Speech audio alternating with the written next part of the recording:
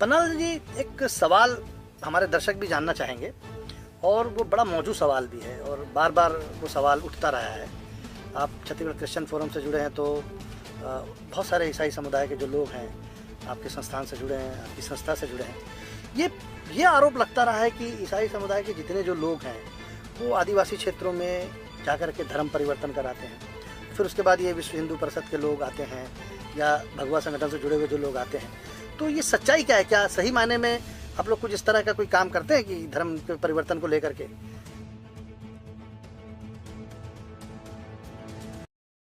तो आज हमारे साथ एक खास मेहमान हैं, छत्तीसगढ़ क्रिश्चियन फोरम के अध्यक्ष अरुण पन्नालाल जी। पन्नालाल जी, आपका बहुत बहुत स्वागत है। पन्नालाल जी, मैं ये जानना चाह रहा था कि आपका जो छत्तीसगढ़ क्रिश्चियन फोरम है, आप ईसाई समुदाय के बीच काफ़ी काम करते हैं और लगातार उनके संघर्षों में जाते हैं। जहाँ पे भी कोई प्रताड़ना की स्थिति होती है, आपकी उपस्थिति रहती है। तो छत्तीसगढ़ में अभी ईसाई समुदाय की क्या स्थिति? क्योंकि भारतीय जनता पार्टी के 15 सालों के कार्यकाल में हमने ये देखा था कि यहाँ ईसाई समुदाय के जो लोग थे वो काफ़ी प्रताड़ित थे, चर्च तोड़े जा रहे थे और उनको प्रताड़ित किया जा रहा था। यानी स्थिति ये भी रही कि उनकी जो बॉडी है, जो जिसको हम शव कहते हैं, अंतिम यात्रा जो निकलती है, वो उनके अपने एक जगह पर जहाँ पर उनका अंतिम संस्कार होना चाहिए वहाँ पे भी नहीं होने दिया जा रहा था। अब क्या स्थिति है, बताएं थोड़ा सा, और कैसी सिचुएशन है? आपको स्पष्ट करना चाहता हूँ, बताना चाहता हूँ कि हमारी स्थिति अभी बहुत बेहतर है। और आज से 15 साल पहले की अगर मैं बात करूं तो इतनी गंभीर स्थिति से हमारा समाज गुजरा है कि शव को यहाँ तक कि कब्र से खोद के निकाल के सड़क पे फेंका गया है। वो स्थिति आप भी जानते हैं, पूरी दुनिया में काफ़ी उसकी चर्चा भी हुई थी। और जो हमारे पे प्रताड़ना हुई थी वो अब काफ़ी कुछ कम हो गई है और कम से कम हमारे पास आज बात करने के लिए, वार्तालाप करने के लिए कोई एक जगह है जहाँ पे हम बात कर सकते हैं। तो ये बात सारी इम्प्रूव हुई है हमारी। और परंतु अभी कुछ दिनों से हम देख रहे हैं, स्पेशली मैं नाम लेके बोलना चाहता हूं कि हमारी भारतीय जनता पार्टी जो है और आरएसएस के जो अनुषांगिक इकाइयां हैं वो आदिवासी वर्ग में जाकर के इस किस्म से आक्रोशित हमारे समाज के विरुद्ध उन आदिवासियों को कर रही है, जिसका अभी कोंडागांव में एक रैली हुई है जिसके ऊपर खूब ज्यादा हमारी चर्चा हुई थी। उसमें कोई वो बड़े बड़े सब उनके नेता आए थे और उसमें यही उद्देश्य था, उसको डीलिस्टिंग रैली करके नाम दिया गया। डीलिस्टिंग से इनका ये मतलब था कि ईसाई और मुस्लिम समाज के जो लोग हैं उनको आदिवासी का जो स्टेटस उनका है उससे इनको हटाया जाए। तो उनका अधिकार है, वो मांग कर सकते हैं, उसमें हमारी कोई आपत्ति नहीं है। पर सुप्रीम कोर्ट ने एक नहीं हजारों बार कई फैसलों में कई बार कहा है कि धर्म अलग चीज है, धर्म और जिस आदमी की जात होती है वो उसकी पैदाइश तय करती है, ना कि उसका धर्म। तो हमारा बस यही उम्मीद है कि यहाँ पे जो धर्म का जहर फिर आदिवासी समाज के बीच में घोला जा रहा है वो बड़ी गंभीर स्थिति पकड़ता जा रहा है। और ये आग जो लगी हुई है अभी सुकमा जिले में हमको देखने को मिली, नारायणपुर में देखने को मिला, और अभी ये जो लास्ट डेवलपमेंट था वो कोंडागांव का। मतलब ये आप कहना चाह रहे हैं कि जो आरएसएस के लोग हैं, जो ये भारतीय जनता पार्टी के लोग हैं या जो उनके अनुसांगिक संगठन से जुड़े हुए जो लोग हैं, ये आदिवासी क्षेत्रों में कोई नफरत का जहर घोलने की कोशिश कर रहे हैं या आदिवासियों को भड़का रहे हैं, या कह सकते हैं कि क्या कर रहे हैं, क्या क्या तैयारियां चल रही हैं उनकी? इसमें सबसे पहली बात तो मैं करूं कि भड़काने का एक इनका स्कूल चल रहा है, एक क्लास है जिसमें भड़काया जा रहा है। भड़काने में ये लोग ये कर रहे हैं कि धर्म परिवर्तन करके आपकी परंपराएं टूट जाती हैं। सारे आदिवासियों को इसी बात करके हमारे समाज के विरुद्ध खड़ा कर रहा है। उसी तरफ आप दूसरी तरफ ये कोशिश की जा रही है कि आदिवासियों को हिंदू हैं करके उनको बताया जा रहा है कि हर आदिवासी हिंदू है, जबकि वो धर्म स्वतंत्र बाहुल्य है। ये सुप्रीम कोर्ट ने भी बोला है और पूरा संविधान उसको मानता है that they are religious independent लोग। तो उनको पर जबरदस्ती थोपा जा रहा है कि तुम हिंदू हो, क्योंकि उनको उतने हिंदुत्व वोट्स मिल जाएंगे। कोंडागांव में पर्टिकुलर क्या हुआ? यही बात जो मैं कह रहा हूँ, ये कोंडागांव की ही कह रहा हूँ। कोंडागांव में फिर ये लोग क्या कर रहे हैं, इस किस्म से हमारे समाज को आपस में, आदिवासी समाज को आपस में भड़का रहे हैं, एक दूसरे को लड़ा रहे हैं। हमको बोल रहे हैं कि आपने धर्म परिवर्तन कर लिया तो इसलिए आप मतलब भारतीय नागरिकता आपकी खत्म हो गई, आप इंसान नहीं, आप जानवर हो गए। इस किस्म की बात वहाँ पे आक्रोश पैदा किया जा रहा है। इसके कारण वहाँ पे आदिवासी समाज आदिवासियों से लड़ रहा है ये बड़ी गंभीर स्थिति डेवलप होती जा रही है। इसका अभी तक कोई बड़ा सीरियसली जिसको लेना चाहिए, इसको लोग अभी जितने भी जो लोग पावर में हैं, जिनके पास अथॉरिटी है, इस बात को समझ नहीं रहे हैं कि ये चाल क्या है। और हम लोग क्योंकि रिसीविंग एंड पे हैं, हम लोग को ऐसा है कि हम उस चोट को सह रहे हैं, तो हमको अच्छे से मालूम है कि ये षड्यंत्र पूर्वक माइनॉरिटीज के विरोध में इस किस्म से लड़ा करके, और अल्टीमेटली इनका जो उद्देश्य है वो ये है कि जो अभी तक जो आदिवासी वोट एक संगठित होकर एक पार्टी को देता है, इसका विभाजन किया जाए, इसके आधे वोट इस तरफ पड़े या दो आधे वोट उस तरफ पड़े, इस तरीके से कमजोर। मतलब ये आप ये मान रहे हैं कि ये सब कुछ जो कुछ भाजपा वहाँ कर रही है या उससे जुड़े जो अनुसांगिक संगठन कर रहे हैं, इसके पीछे वोट की कोई राजनीति है, आदिवासी हितों का कोई मसला नहीं है? आदिवासी का हित का तो मसला इनका बीजेपी का और इनका कभी रहा ही नहीं है। मैं बड़े चुनौतीपूर्ण तरीके से पूछना चाहता हूं कि भाजपा पार्टी यहाँ पे रही, आदरणीय रमन सिंह जी यहाँ पे 15 साल राज किए हैं, 15 साल में इनने आदिवासियों के लिए क्या किया है? ये मेरा पहला सवाल है। सबसे पहला सवाल ये है कि क्या पेसा कानून को लागू किया? शेड्यूल 6 को आपने लागू किया? उनको कोई किस्म का स्वतंत्रता दी जो शेड्यूल 6 में है? आपने कुछ नहीं किया।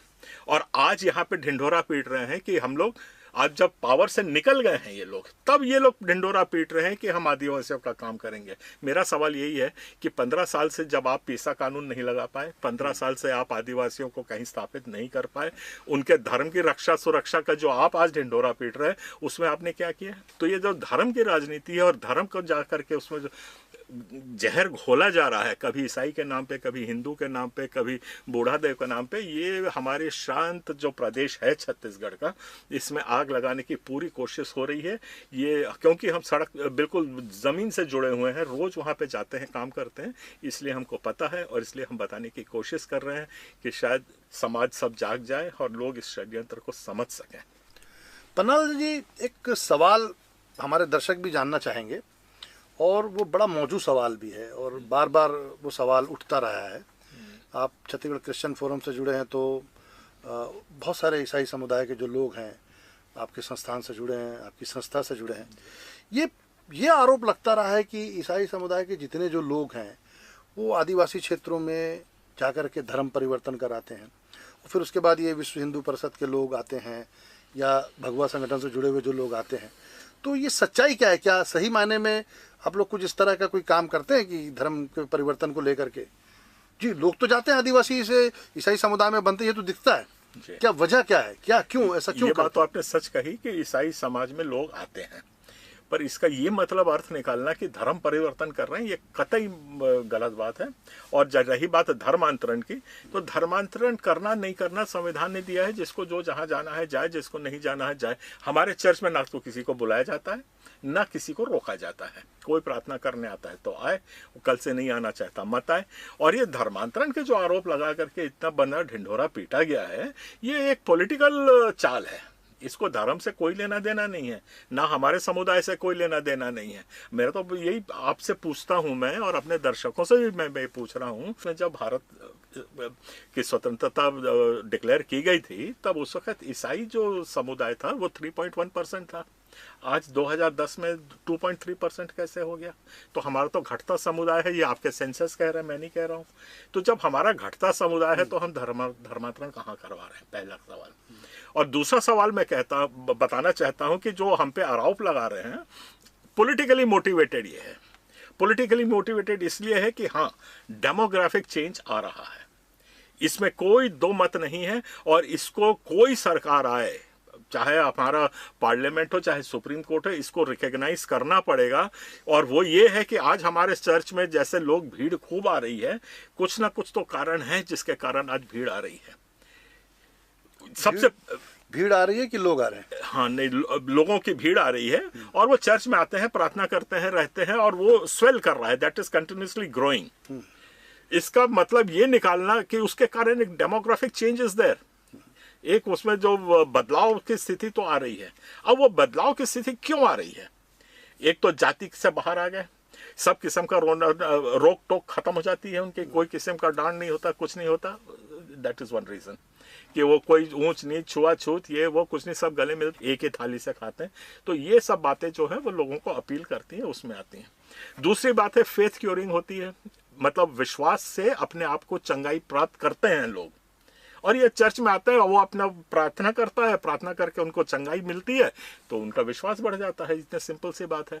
और वो क्या होता है, वो जो लोग वहाँ पे जो आ रहे हैं वो लोगों ने कोई धर्म अपनाया ही नहीं है, ना उन लोगों ने अपना पुराना धर्म छोड़ा है, ना फिर नया धर्म को अपनाया है। और जिस दिन वो, तो ये एक बड़ा कारण रहता है जिसके कारण एक डेमोग्राफिक चेंजेस देयर। तो इनको हम पैरा चर्चेस बोलें या ऐसा समुदाय बोलें जो क्रिश्चियन विश्वास में भी नहीं, पर क्रिश्चियन चर्च में जाते हैं, बाइबल को पढ़ते हैं, प्रार्थना करते हैं हिंदू, उन लोगों ने अपना धर्म नहीं छोड़ा।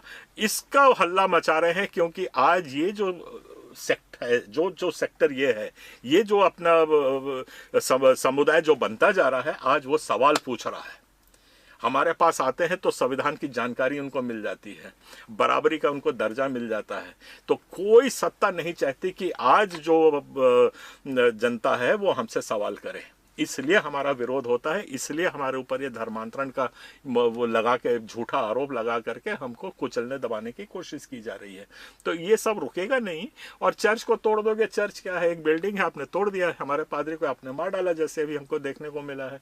तो ये मरने मारने से, भोपाल में भी कुछ ऐसा हुआ कि कुछ वो घटनाक्रम, आप ये जो भोपाल का घटनाक्रम बहुत चिंतनीय है, बहुत ज़्यादा, मतलब हमारे सब पॉलिटिकल पार्टीज को बड़ी गहराई से इसको सोचना पड़ेगा।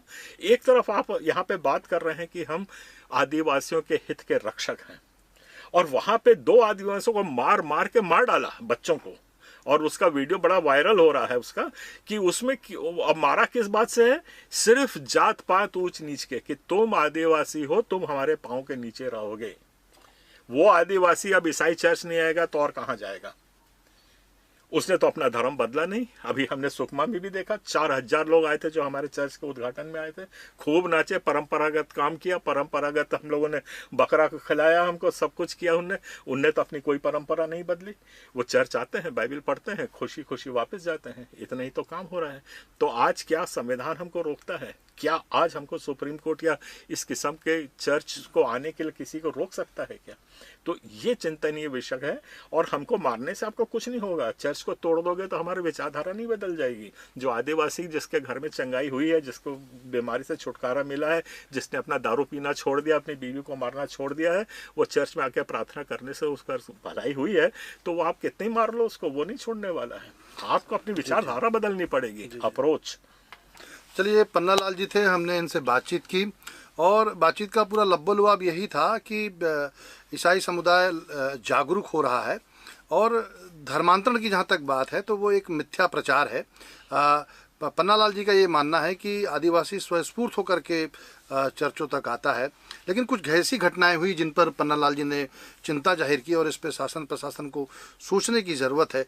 निश्चित रूप से कुछ बुनियादी सवाल ऐसे थे जिससे ये जाहिर हो रहा था कि अभी भी जो ईसाई समुदाय हैं उनके साथ ये जुड़ जाता है प्रताड़ना के बाद या प्रताड़ना के पहले कि क्योंकि वे ईसाई हैं इसलिए मारे जा रहे हैं, क्योंकि वे ईसाई हैं इसलिए प्रताड़ित हो रहे हैं, क्योंकि वे ईसाई हैं तो क्या इंसान नहीं रहेंगे? ये हम सब के लिए एक ज़रूरी सवाल है। अगली मुलाकात आपसे फिर होगी, तब तक के लिए नमस्कार।